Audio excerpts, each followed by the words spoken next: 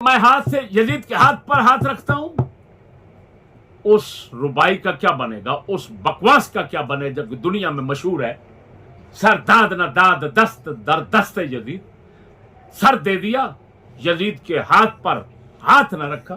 سوال ہے ہاتھ نہ رکھا، وہ تو رکھ رہے ہیں، وہ تو فرما رہے ہیں کہ جب امام پاک نے دیکھ لیا یہ یزید کی فوج کیا کرنا چاہتی ہے اور دین کو انہوں نے پیچھے پھینک دیا ہے، اور امام پاک جان گئے کہ اگر ابن زیاد کے حکم پر میں اترتا ہوں، کیا مطلب اس کی بیعت کرتا ہوں، تو تعجل الذل والعار، ذلت اور عار جلدی میرے اوپر آ جائے گی، اور یہ میری ذلت ہے۔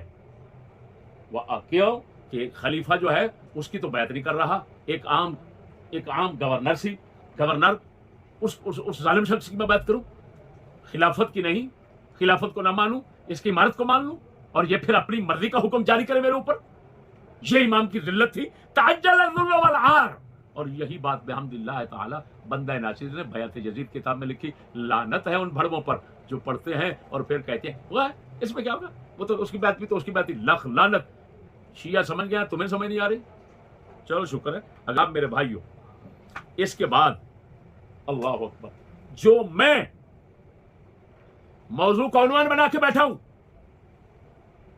کہ امام حسین نے بھی یزید کی بیعت کر لی تھی جس طرح کے امام حسن نے حضرت سیدنا معاویہ کی کر لی تھی اور صلح کر لی، کہ امام علی مقام نے اس کی بیعت نہیں کی، کرچے پیاسے رہے اور اپنا تن من اور 72 تن شہید کروا دیا، لیکن انہوں نے اس یزید کی بیعت نہیں کی۔ اب دوستو، میں اسی بات کی وضاحت کرنے کے لیے علماء اہل سنت کی نظر میں جو بیعت یزید سے انکار کا سبب ہے وہ کیا تھا، کہ امام علی مقام نے یزید کی بیعت قبول کیوں نہیں کی؟ کیونکہ یزید میں وہ عیب پائے جاتے تھے کہ جس میں امام علی مقام نے جو دیکھے، جس کی وجہ سے آپ نے اپنے اجتہاد کے مطابق اس کی بیعت سے انکار فرما دیا۔ تو وہ میں چند حوالہ جات کے ساتھ پیش کرنا چاہتا ہوں۔ شہادت امام علی مقام سے پہلے یزید فاسق و فاجر تھا، علماء اہل سنت کی نظر میں پیش کروں گا۔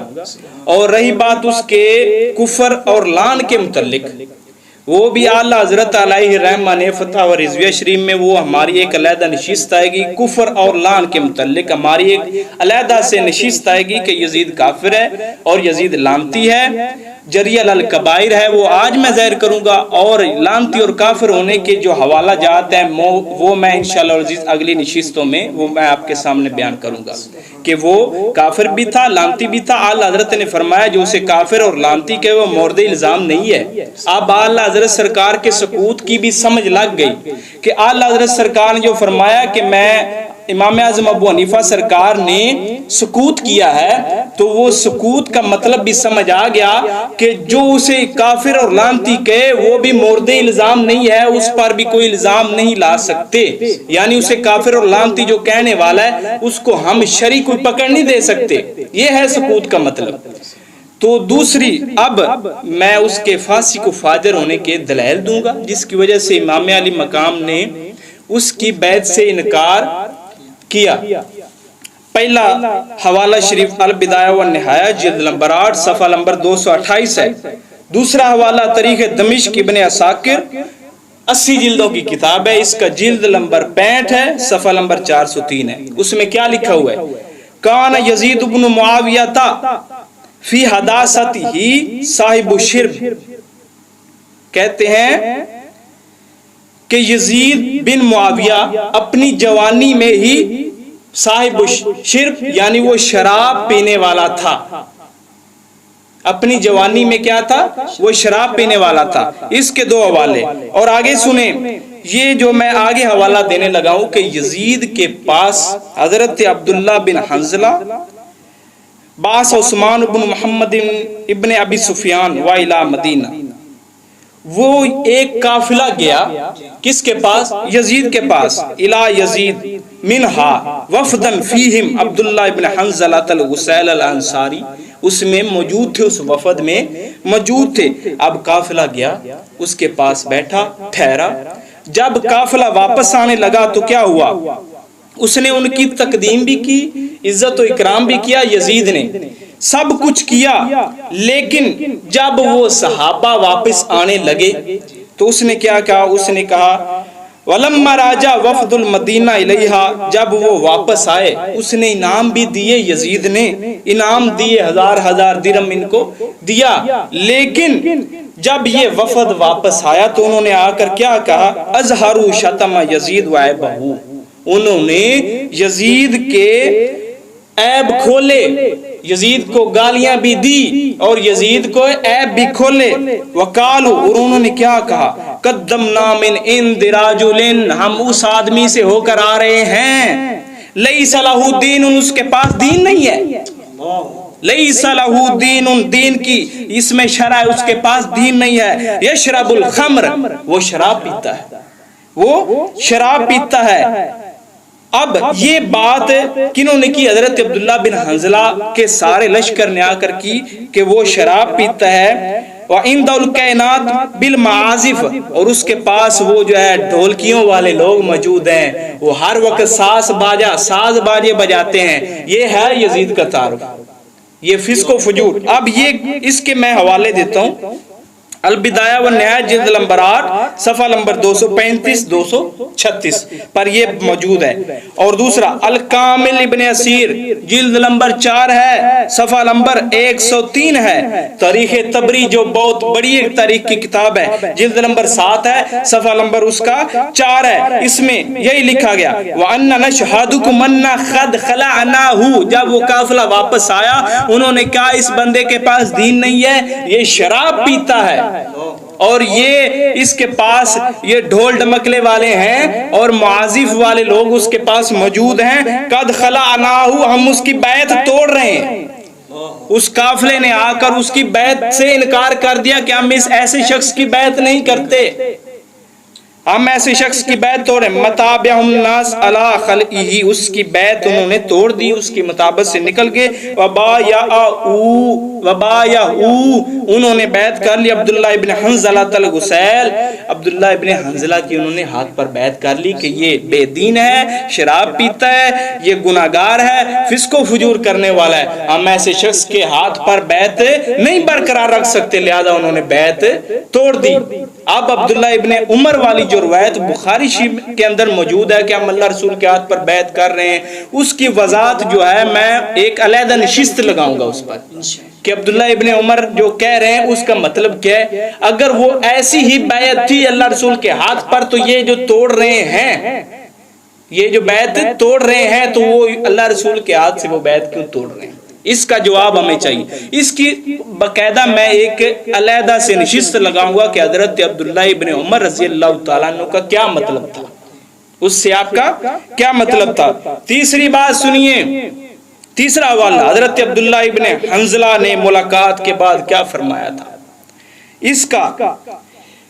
آپ نے فرمایا یا قوم فواللہ ما خرجنا علی یزید، ہم یزید کے پاس گئے، اتخفنا ان نرمی بالحجارہ، ہم خوف کر رہے تھے کہ آسمان سے کہیں پتھر نہ گر پڑے، آسمان سے کہیں پتھر نہ گر پڑے، اس کے ایسے گناہ ہیں، ایسے وہ گناہ کرتا ہے۔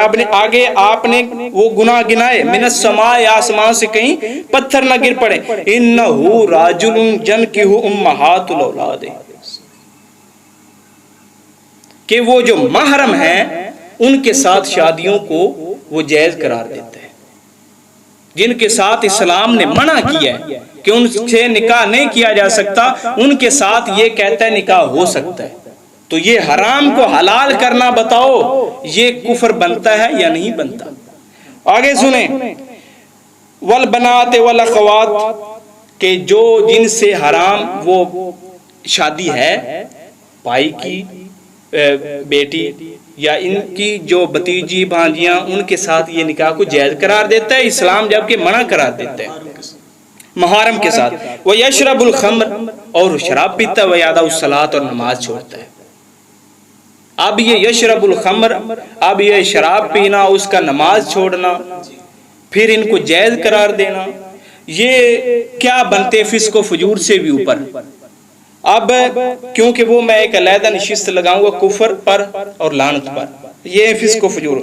اب سیر اعلام النبلا جلد نمبر 4 صفحہ نمبر 37 امام ذہبی نے کیا فرمایا ہے. دوسرا حوالہ سنیے. اب یہ سیر اعلام النبلا کا حوالہ میں آپ کے سامنے پیش کرتا ہوں, اس پر ذرا غور کرنا اور اس کا جواب دینا. تمام یزیدی پارٹی اس کا جواب دے کہ جس طرح آج امام علی مقام اور اہل بیت کا منکر جو ہے وہ ناسبی ہے, اسی طرح یزید بھی ناسبی تھا. اور ناسبی کے متعلق شاہ عبدالعزیز محدث دہلوی نے جو فتویٰ لگایا ہے وہ بھی آپ کے سامنے ہے. وہ کفر کا لگایا یا کس کا لگایا؟ تو دوستو جو ناسبی کا فتویٰ ہے وہ بھی اپنے ذہن میں رکھنا. تو یزید کون تھا اس پر آپ تو کفر کے فتوے لگانے سے روکتے ہیں نا.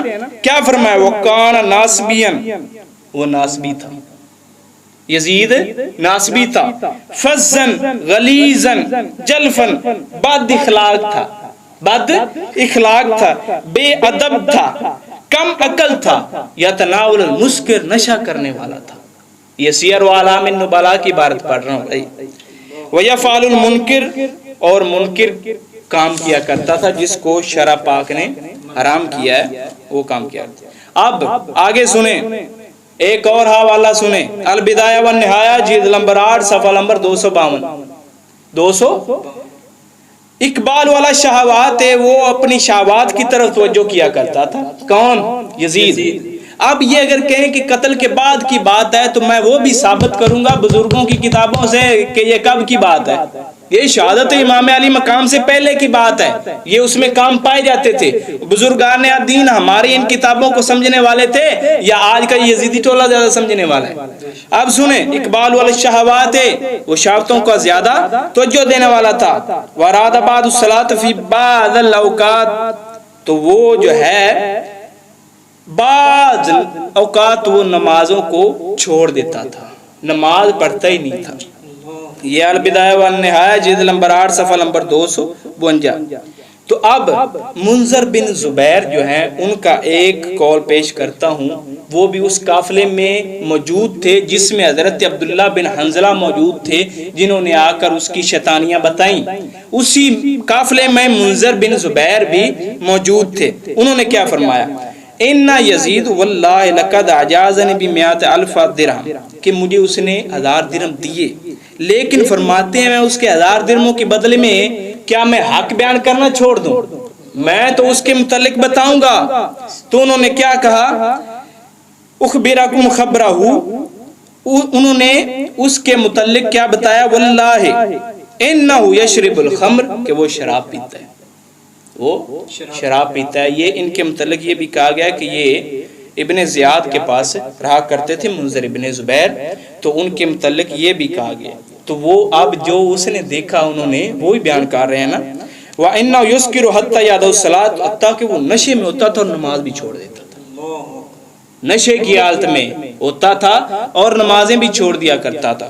تو دوستو یہ میں نے آپ کے سامنے ثابت کر دیا ہے کہ یزید شرابی بھی تھا, نمازیں بھی چھوڑتا تھا, اور اس کے پاس ایسے لوگ ہوتے تھے جو ڈول ڈمکڑے اور جن کو شرع پاک نے حرام کیا ہے وہ بجایا کرتا تھا. اب انہی کے پیش نظر امام علی مقام نے یزید کی بیعت سے انکار کر دیا. اب یہ میں آپ کے سامنے بزرگان دین کی نظر میں پیش کروں گا.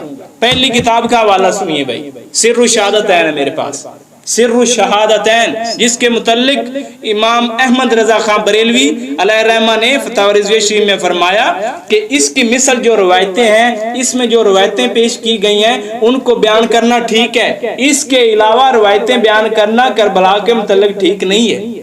یہ اس کی تصدیق اعلیٰ حضرت علیہ الرحمہ نے فرمائی. یہ سر الشہادتین میرے پاس موجود ہے, اس کا صفحہ نمبر 29 ہے. اس میں آپ کیا فرما رہے ہیں صفحہ نمبر 29 میں؟ چنانچہ حضرت امام حسین رضی اللہ تعالیٰ عنہ نے بیعت کرنے سے انکار کر دیا کیونکہ وہ فاسق, شرابی اور ظلم کرنے والا تھا.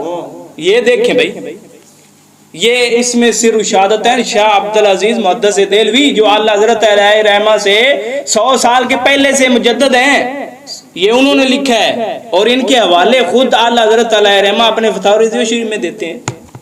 تو کیا ان کی تحقیق اب رہ گئی ہے اور آپ کی تحقیق بڑھ گئی ہے؟ تمام یزیدی پارٹی کو یہ میرا پیغام ہے, اس کا رد کریں. یہ کہ امام علی مقام نے اس وجہ سے مکہ چھوڑا، مدینہ چھوڑا اور اس کی بیعت سے انکار کیا، وگرنہ اگر آپ بیعت کرتے تو مکہ مدینہ چھوڑنے کی کیا ضرورت تھی؟ بیعت تو اسی جگہ ہو سکتی تھی، پھر چھوڑ کر کیوں گئے؟ کیونکہ انکار کیا، اس وجہ سے آپ گئے۔ آپ دوسرا والا سنیے، داتا علی اجویری سے کوئی بڑا ولی نہیں ہے، لاہور کی سرزمین میں رہنے والے ملا۔ یہ دیکھ داتا علی اجویری کیا فرماتے ہیں تاکہ تجھے پتا چلے۔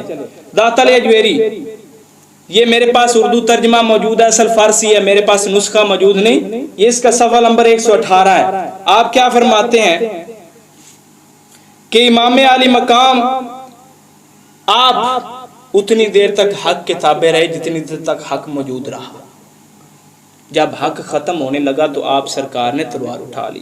یہ دیکھیں، جب تک حق غالب و ظاہر رہا آپ اس کے تابع رہے۔ یہ امام علی مقام کی شان بیان کر رہے ہیں داتا علی اجویری، اسی مقام پر فرما رہے ہیں۔ لیکن جب حق مفقود ہونے لگا تو آپ نے تلوار کھینچ لی، حق مفقود ہونے لگا تو آپ نے تلوار کھینچ لی، اور جب تک آپ نے اپنی عزیز جان راہ خدا میں قربان نہ کر دی آرام و چین سے نہ بیٹھے۔ بتائیں، جب آپ نے دیکھا کہ وہ ظالم فاسق شرابی ہے، اس وجہ سے آپ نے تلوار اٹھا لی، اور جب تک حق دیکھتے رہے، یعنی سیدنا امیر معاویہ سرکار کی حکومت تک آپ دیکھتے رہے کہ وہ حق کے ساتھ ہیں، تو امام علی مقام نے کوئی زبان سے لفظ نہیں نکالا، کیونکہ پتا تھا میرے معاویہ سرکار صحابی ہیں۔ تو صحابی کے متعلق صحابی جب نہیں بول رہا تو ہماری کیا اوقات ہے؟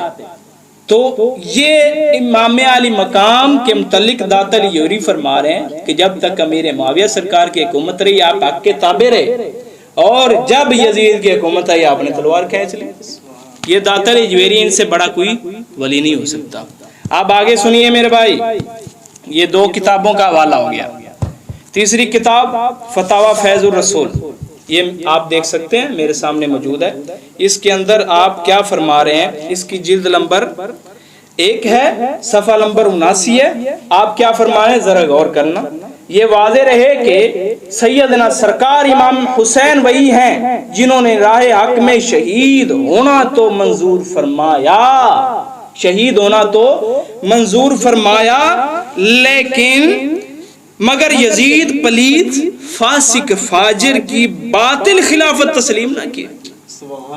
اب یہ بتائیں، اب آپ فتاوی فیض رسول والوں پر بھی فتویٰ لگائیں گے؟ یہ کیا فرما رہے ہیں کہ باطل اس کی حکومت اور باطل جو اس کی خلافت کو قبول نہ کیا، لیکن آپ سرکار نے حق اور حق کے ساتھ رہے، حق نہیں چھوڑا آپ نے کہا اس کی بیعت میں قبول نہیں کروں گا۔ آپ سنتے رہیے گا، آگے سنیے۔ یہ فتاوی عزیزی شریف ہے، یہ سب سے بڑا، جن کے بارے میں یہ یزیدی پارٹی نے کہا کہ ان کو یزید کے مسئلے کی سمجھ نہیں لگی، نعوذ باللہ من ذالک۔ شرم آنی چاہیے ایسے لوگوں کو جو ایسی بک بک کرتے ہیں۔ اس کا فتاوی عزیزی شریف ہے، اس میں سے آپ کے سامنے بیان کر رہا ہوں 251 صفحے نمبر۔ آپ کیا فرماتے ہیں؟ حضرت امام حسین رضی اللہ تعالی عنہ کو آن حضرت کی خلافت راشدہ کا دعویٰ نہ تھا، اور اس غرض سے نہیں نکلے تھے کہ خلافت کا دعویٰ کریں، بلکہ کیا آگے فرما رہے ہیں؟ آن حضرت صلی اللہ تعالی علیہ وسلم کے بعد 30 برس گزر جانے سے، یعنی جب تک خلافت راشدہ رہی آپ سرکار نے کوئی قدم نہیں اٹھایا کہ میں خلیفہ بنوں۔ 30 سال گزر جانے کے بعد جب تک خلافت کا زمانہ گزر گیا، خلافت کا زمانہ گزر گیا، سنتے جائیے گا، بلکہ حضرت امام حسین کی غرض یہ تھی کہ ظالم کے ہاتھ سے رعایا کی رہائی ہو جائے، کہ وہ ظالم تھا اس کے ہاتھ سے رعایا کی رہائی کروانا مقصود تھا، اور مظلوم کی مدد کرنا واجب ہے۔ تو جب آپ پر مظلوم کی مدد کرنا واجب تھا اور آگے سے وہ بیعت کا اقرار بھی کر رہے تھے، تو امام کے پاس رکنے کا کوئی ظاہری سبب نہیں تھا، اسی وجہ سے امام نے آگے نکلے کہ ان کی بیعتیں لے کر اس کی حکومت ختم ہو جائے گی۔ مشکاہ شریف میں جو یہ ہے کہ حضرت نے بادشاہ وقت کی بغاوت اور اس کے ساتھ مقابلہ کرنے سے منع فرمایا، یعنی نبی پاک سرکار نے، اگرچہ وہ بادشاہ ظالم ہو تو یہ حکم اس وقت ہے، اس وقت یہ حکم ہے کہ بادشاہ ظالم کا کامل تسلط ہو گیا، بادشاہ ظالم کا کامل تسلط ہو گیا ہو اور اس کے تسلط میں کسی کو نزاع نہ ہو، کسی کو جھگڑا نہ ہو، کوئی اس کا مزاحم نہ ہو۔ ابھی مدینہ منورہ اور مکہ معظمہ اور کوفہ کے لوگ یزید کے تسلط پر راضی نہ تھے، یعنی اس کا تسلط ابھی ہوا نہیں تھا۔ حضرت امام حسین، حضرت عبداللہ ابن عباس، حضرت عبداللہ ابن عمر، حضرت عبداللہ بن زبیر وغیرہ صحابہ نے یزید کی بیعت قبول نہیں کی۔ اسی وجہ سے امام علی مقام نے کہا کہ اس کا تسلط ختم کرنے کے لیے میں جاتا ہوں۔ تو حاصل کلام حضرت امام حسین اس غرض سے نکلے تھے کہ یزید کا تسلط دفع کرے، یزید کا تسلط دفع کرے، یعنی جب قائم نہیں ہوا تو اس کو پھر اٹھانا جائز ہے، اگر قائم ہو جاتا تو پھر امام نہ نکلتے، یعنی اس کا تسلط نہ ہونے پائے۔ یہ غرض نہ تھی کہ اس کا تسلط رفع کریں، یعنی یہ امر نہ تھا کہ یزید کا کامل تسلط ہو گیا تھا اور آپ کا مقصود یہ تھا کہ اس کا تسلط اٹھا دیں۔ مسائل فقہیہ میں دفع اور رفع میں فرق ظاہر مشہور ہے، وہ آپ کے سامنے۔ تو آپ سرکار اس کا تسلط ختم کرنے گئے تھے اور ظالم کو اس کے ظلم سے چھڑوانے کے لیے گئے تھے۔ یہ فتاوی عزیزی شریف کے اندر موجود ہے۔ اور آگے سنیں رسائل نعیمیہ، یہ جن کے متعلق نعوذ باللہ من ذالک یزیدی پارٹی بے ایمان ہونے کے فتوے لگا رہے ہیں، وہ کیا کہتے ہیں اور ان کی تحقیق سنیں۔ آپ امام علی مقام کی بارگاہ میں ایک قصیدہ پیش کریں، یزید کو بچانے کے لیے ایسے لوگوں پر فتوے انہوں نے لگا دیے۔ اب یہ جو میں نے اتنے حوالے دیے ہیں اس کا رد کریں کہ انہوں نے کس وجہ سے امام علی مقام نے یزید کی بیعت سے انکار کیا۔ آپ تو یزید کو پتہ نہیں کیا کیا بنا رہے ہیں، تو ہم تو اپنے بزرگوں کے ساتھ کھڑے ہیں، جو ہمارے بزرگوں نے فرما دیا تو ہم تو بالکل اس کے ساتھ ہیں۔ ہم اپنے بزرگوں سے ایک قدم بھی آگے نہیں نکل سکتے۔ آپ کا مجدد ہوگا، آپ کا محقق ہوگا تو اپنی تحقیق اپنے پاس رکھے۔ ہمیں کسی مجدد اور محقق اور فتاوی عزیزی والے شاہ محدث دہلوی اور ان جیسے عبدالحق محدث دہلوی جیسے لوگوں کے آگے اس کی کوئی تحقیق نہیں ہے۔ وہ محقق تھے جنہوں نے رات کے اندر 100 مرتبہ حضور کی زیارت کی۔ یہ میں ابھی آپ کو رسائل فخر المحدثین اس میں سے آپ کو فتویٰ سناؤں گا کہ امام علی مقام نے بیعت کیوں نہیں کی اور آپ پر واجب نہیں تھی اس کی بیعت۔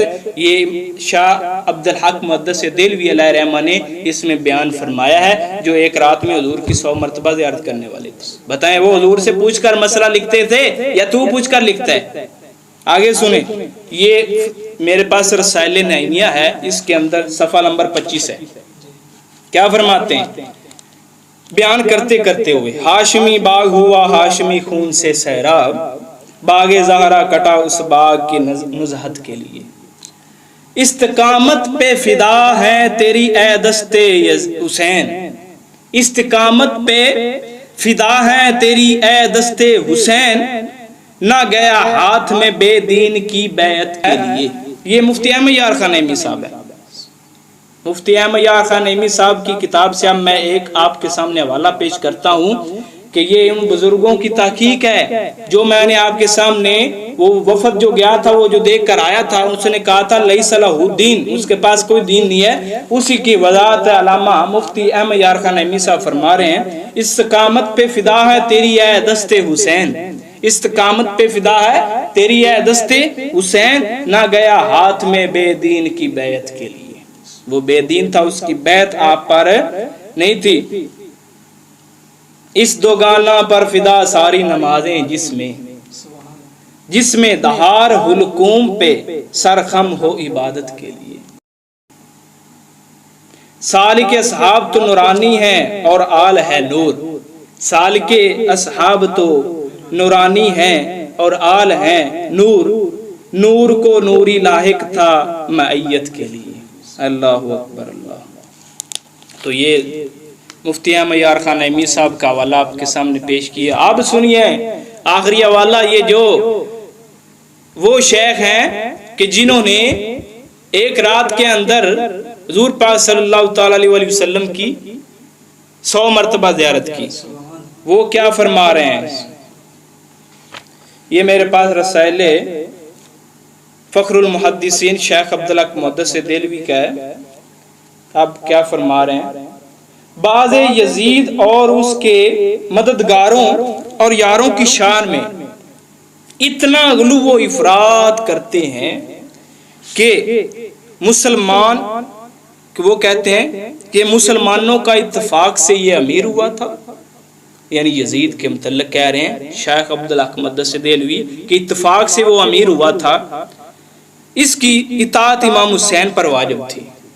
آگے آپ کے لفظ سننا کیا فرما رہے، نعوذ باللہ من ھذا القول، میں اس قول سے اللہ تعالیٰ کی پناہ چاہتا ہوں، ایسے قول سے میں اللہ تعالیٰ کی پناہ چاہتا ہوں جو کہتے تھے کہ امام کا یزید کو بیعت کر لینی چاہیے تھی، اور یزید ٹھیک تھا اس وقت اور امام کو ہاتھ میں ہاتھ دے دینے چاہیے تھے اور آپ نے دے دیے، یہ ان کے قول ہیں۔ تو یہ کہہ رہے ہیں شیخ عبدالحق مقدس دہلوی جو کہ اتنے بڑے جنہوں نے حضور کی 100 مرتبہ زیارت کی، وہ حضور کو دیکھ کر فتویٰ لکھتے ہیں یا ویسے ہی لکھ دیتے ہیں؟ بتاؤ اس بات کا جواب دو۔ آپ کہہ رہے ہیں کہ جو کہتے ہیں کہ امام حسین پر اس کی اطاعت واجب تھی، آپ کہہ رہے ہیں نعوذ باللہ من ھذا القول ومن ھذا الاعتقاد، میں ایسے اعتقاد اور ایسے قول سے میں اللہ تعالیٰ کی پناہ چاہتا ہوں کہ یزید پلید حضرت امام حسین کے ہوتے ہوئے کیوں کر امیر ہو سکتا تھا؟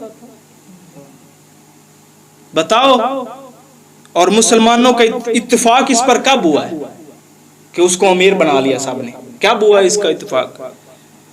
اصحاب رضی اللہ عنہم کا گروہ جو اس کے زمانہ میں موجود تھا، فرما رہے ہیں وہ ان کی اولاد سب اس کے منکر، وہ اور ان کی اولاد سب اس کے منکر، سب اس کا انکار کر گئے اور اس کی اطاعت سے خارج تھے۔ بتاؤ یہ شیخ صاحب کو نہیں سمجھ لگی؟ شرم آنی چاہیے، تم یزید کے دفاع میں اتنے گر چکے ہو کہ اس کی ٹٹی کو نعوذ باللہ سادات کو اس کی ٹٹی سے بدتر کر دیا۔ شرم آنی چاہیے ایسے لوگوں کو جو ایسی باتیں چھوڑتے ہیں۔ ایک جماعت مدینہ طیبہ سے جبرن کرن شام میں اس کے پاس گئی، جس کی عربی عبارت میں نے آپ کے سامنے پیش کر دی ہے۔ جبرن اور کرن اس کے پاس گئی، راضی نامے سے نہیں گئی، دیکھنے کے لیے گئی۔ جبرن اور کرن اس کے پاس گئی، اس نے اس کی بہت خاطرداری کی اس وفد کی، لیکن جب انہوں نے اس کا حال دیکھا اور مال کی برائی معلوم کی، الٹے پیر پھر آئے، واپس آ گئے اور اس کی بیعت توڑ دی اور کہا کہ وہ یعنی یزید پلیت اللہ کا دشمن ہے، وہ لیس لہ دین والی بات۔ اب یہ سب کو نہیں سمجھ لگی، سارے ہی غلط بیانیاں کر رہے ہیں، سب ہی جو ہیں وہ یزید کے نعوذ باللہ امام حسین پاک کے دفاع کرنے والے نہیں ہیں اور یزید کے عامی ہیں، نعوذ باللہ۔ یہ آپ کا اعتقاد ہوگا۔ آج شیخ صاحب تو فرمائیں میں تو ایسے اعتقاد سے پناہ چاہتا ہوں، جس طرح شیطان سے پناہ مانگتے ہیں اسی طرح اسی اعتقاد سے پناہ مانگتے ہیں۔ تو ہم الحمدللہ شیخ صاحب کے ساتھ ہیں۔ تو اس نے جو بکواس بازی کی تھی، اس نے کہا تھا کہ یہ آخری دم کی تھی ان کے پاس شیخ عبدالحق مقدس دہلوی والی، وہ بھی ہم نے نکال دی۔ گدے کی دم کے لفظ بولے شیخ صاحب کے متعلق 100 مرتبہ جنہیں حضور کی زیارت ہو۔ بتاؤ یہ گستاخی نہیں تو اور کیا ہے؟ اب آگے سنیے گا، فرمایا یزید پلیت اللہ کا دشمن ہے، تارک الصلاۃ ہے، شراب خوار، زانی، فاسق و حرام عورتوں کا حلال کرنے والا ہے۔ تو یہ ہے، ہم نے آپ کے سامنے واضح کر دیا کہ امام علی مقام نے کس وجہ سے یزید کی بیعت کا انکار کیا۔ ہم نے عربی کتابوں کے حوالے بھی دیے، تاریخ کے حوالے بھی دیے، اور بزرگان دین کی نظر میں جو اس کی بری باتیں تھی وہ بھی ہم نے آپ کے سامنے رکھ دی اور کھول دی کہ امام نے اس وجہ سے اس کی بیعت سے انکار فرما دیا تھا، اور یہ بالکل آپ اس پر برحق تھے، آپ کا یہ اجتہاد بالکل برحق تھا، کیونکہ آپ کے پاس کوئی اور حرج نہیں تھا۔ ایک تو ظالموں کو ان کے ظلم سے نجات دلوانی تھی اور ادھر سے انہوں نے بیعتوں کا اقرار کر لیا تھا، اس وجہ سے آپ کے پاس کوئی شرعی دلیل نہیں تھی کہ ان کے پاس نہ جاتے، اور بلکہ آپ یہ بھی ایک میں نے امام سے تو دوستو آپ کے پاس کوئی شرعی عذر نہ رہا کہ ادھر سے ظالموں کو، جس طرح کے شاہ عبدالعزیز محدث دہلوی علیہ رحمہ نے لکھا کہ ان کو ظلم سے رہا کروانا تھا، اور دوسرا انہوں نے بیعتوں کا اقرار کیا تھا، اس وجہ سے امام کے پاس کوئی جو ہے نا عذر پیش نہ رہا۔ تو اس کا ایک میں حوالہ آپ کے پاس دیتا ہوں، یہ ہے اعظمی کی تقریریں، بھائی یہ ہیں اعظمی کی تقریریں، عبد المصطفیٰ اعظمی علیہ رحمہ، آپ سرکار نے اس کی وضاحت فرمائی ہے کہ امام کے پاس کوئی شرعی عذر باقی نہ رہا، اس وجہ سے امام کا اس کے خلاف نکلنا وہ ضروری تھا کہ آپ سرکار، یہ انہوں نے بات لکھی ہے کہ آپ کے ذہن میں یہ تھا کہ کل قیامت میں میں جب اپنے نانا کے پاس جاؤں گا، میرے نانا پوچھیں گے وہ تمہیں ظالم سے رہائی کے لیے بلا رہے تھے اور بیتوں کا کہہ رہے تھے، آپ پھر بھی نہ گئے، تو کیوں نہ گئے؟ تو امام حسین پاک کے ذہن میں یہ تھا کہ میں اگر نہ جاؤں تو اپنے نانا کو کیا جواب دوں گا، اسی وجہ سے آپ نکلے۔ یہ میرے پاس اعظمی کی تقریر ہے، اس میں میں حوالہ دے رہا ہوں۔ تو دوستو، ایسی باتیں ہرگز یزیدیوں کی مت سنیں، آپ اہل سنت کے ساتھ پکے رہیں۔ اتنے حوالہ جات ہم اپنے بزرگوں کے ساتھ پکے ہیں، ہم اپنے بزرگوں کو نہیں چھوڑ سکتے۔ کسی آج کے مجدد اور محقق کی تحقیق جو ہے وہ ہم نہیں مان سکتے۔ ہمیں شیخ عبداللہ کو مدثر دہلوی کافی ہیں، ہمیں شاہ عبدالعزیز مدثر دہلوی کافی ہیں، ہمیں فتح و فیض رسول والے کافی ہیں، ہمیں نعیم الدین مراد آبادی کافی ہیں، احمد یار خان نعیمی کافی ہیں، عبد المصطفیٰ اعظمی صاحب کافی ہیں۔ ہمیں کسی اور محقق کی ضرورت نہیں ہے۔ جنہوں نے دین کا کام کیا ہے داتا علی حجویری جیسوں نے، ہم ان کے ساتھ کھڑے ہیں۔ تو آپ بھی ہمارے ساتھ رہیے گا اور اہل سنت کے عقیدے کے پکا رہیں کہ یزید کے حمایتی ہم نہ رہیں، کل قیامت کا دن ہو ہم حسین کے حمایتی رہیں اور پاک حسین کے جھنڈے تلے ہم کھڑے ہوں، یزید کے حمایتیوں میں سے نہ ہوں۔ تو السلام علیکم ورحمۃ